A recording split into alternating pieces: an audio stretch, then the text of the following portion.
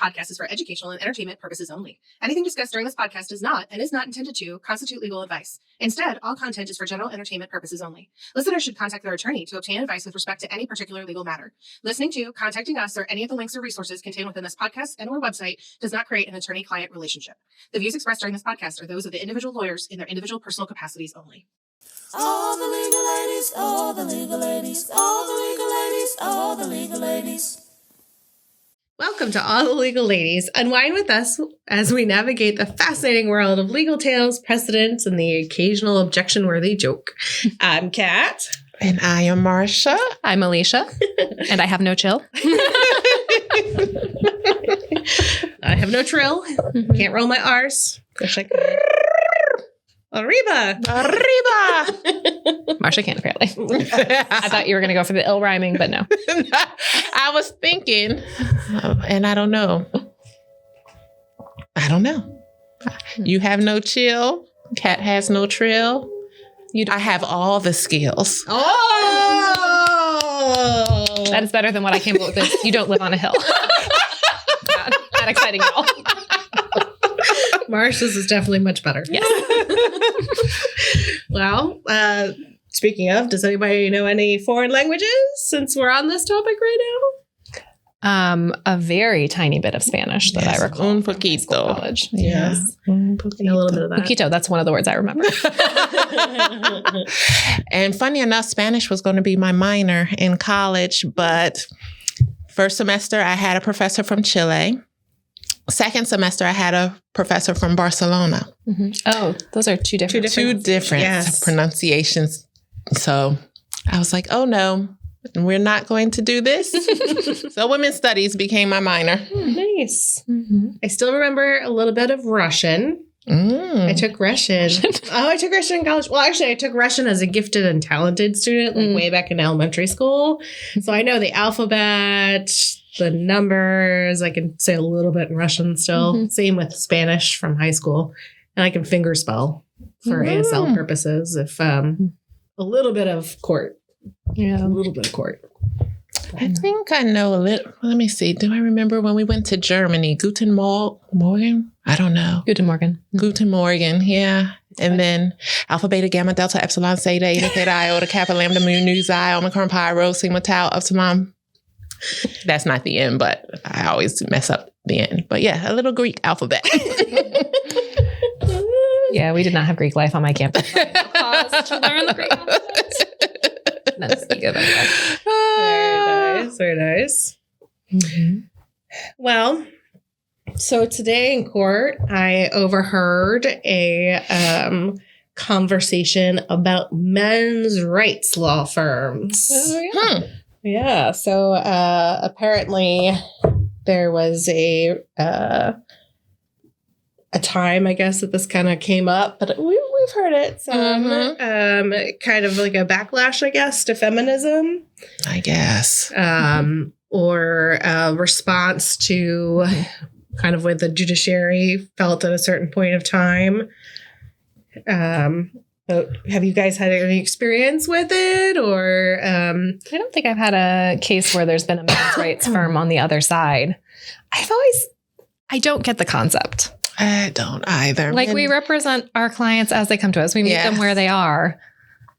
So whether you're representing, a husband or a wife, a father or a mother, like, you have to tailor your approach to that person and their personality and what their family needs. But the idea that men need an entirely different type of representation seems a little strange to me. Yeah. Yes. What does that mean? I guess it, like you were saying, it's a backlash from when, especially in custody cases, when the presumption was the mother was the best parent for a child when they were younger, tender years, I guess. Yeah. But still, now I don't understand the point of it. I guess some men still have a perception that the court favors women. Mm-hmm. But as a law firm, when we first started, I mainly represented men. You did, yeah. I would say it's probably almost 50-50 for me, especially in family law.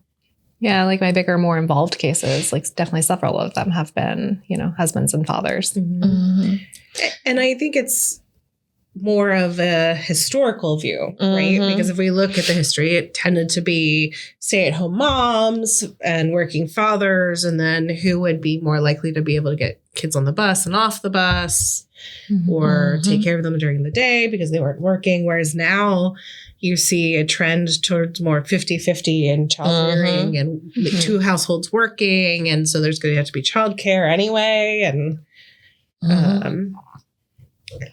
I don't see things skewing towards mothers in any particular way. I don't see any favoritism towards mothers.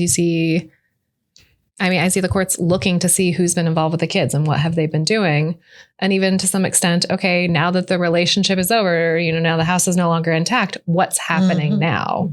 Even less of a look to what happened historically in the family.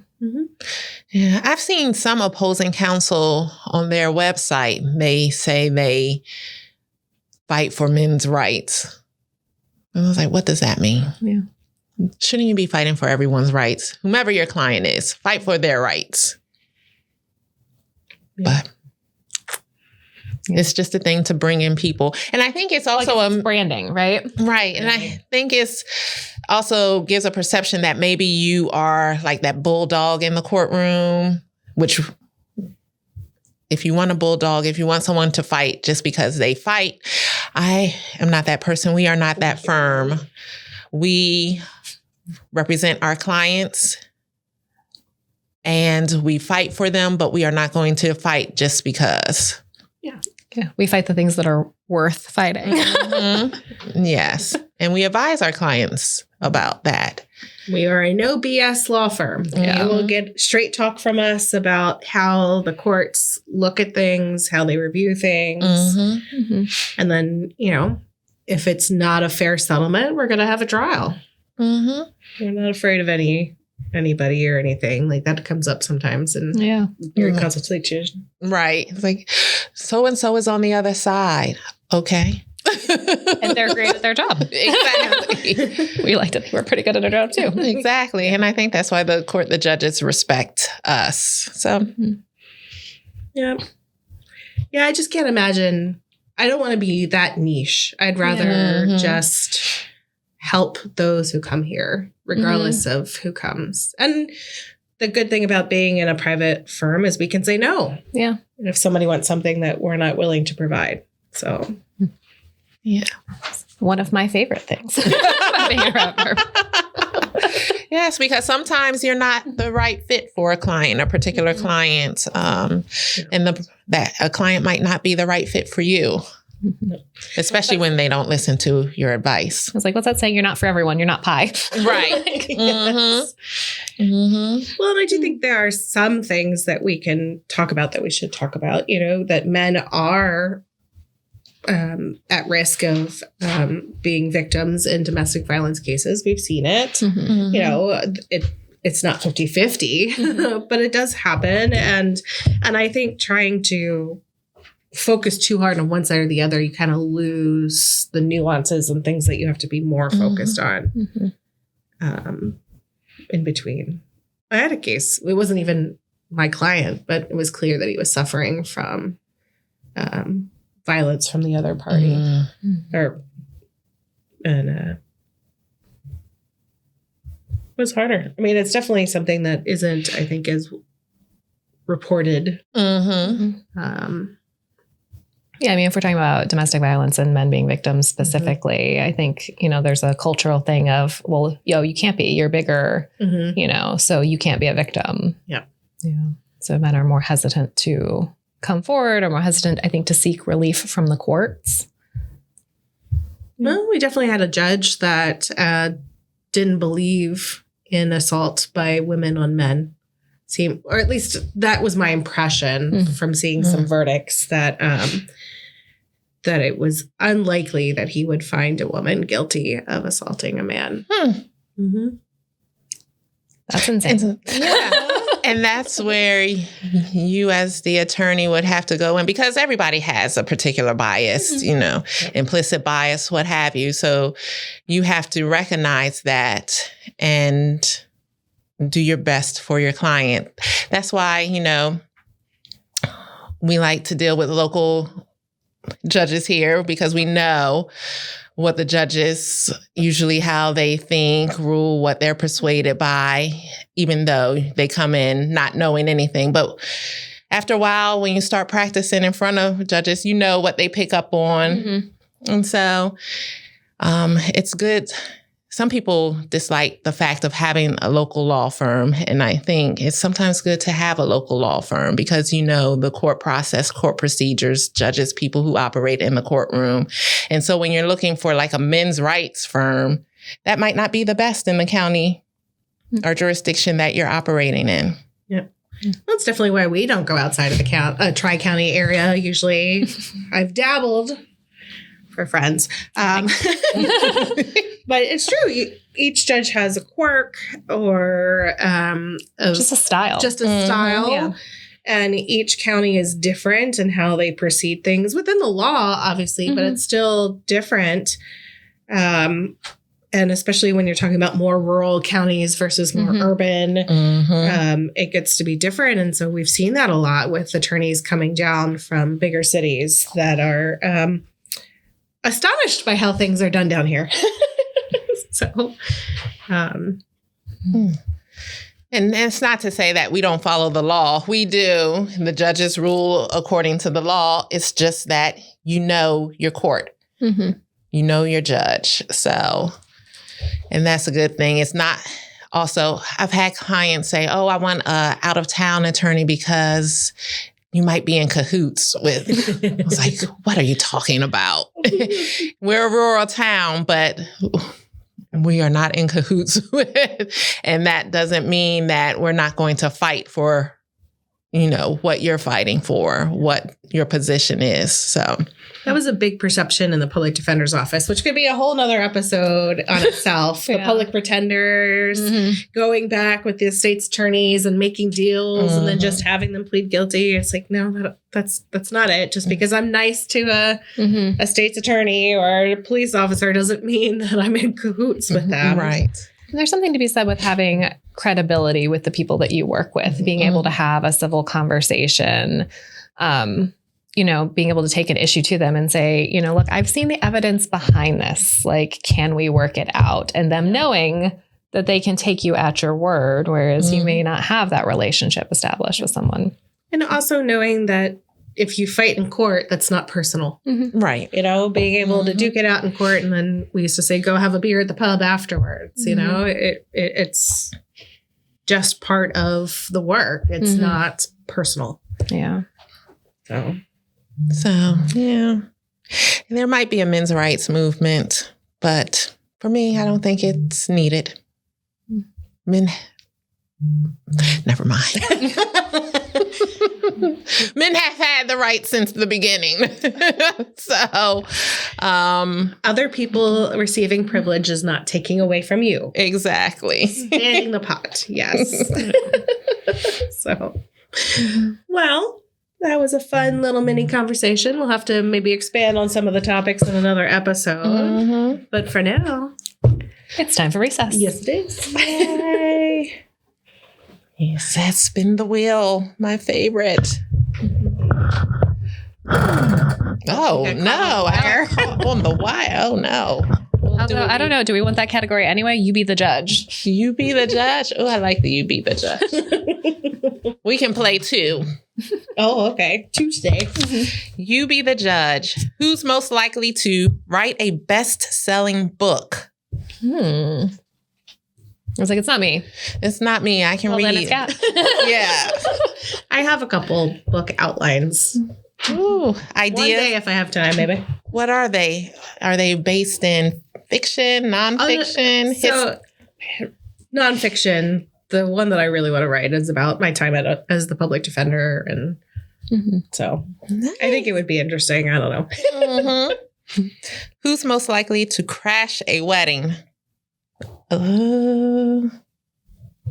Maybe me? Probably. Yeah. If the circumstances were right. Who's most likely to forget to mute the microphone during Zoom calls? Most recently, Marsha. Yeah. And who was talking during that period of time? Yes. Yeah. I think just because you're most often the one behind the computer when we're on a group Zoom. Yes. Oh, that's fun. 2 lies and a lawsuit. Okay. All right. 2 lies in a lawsuit.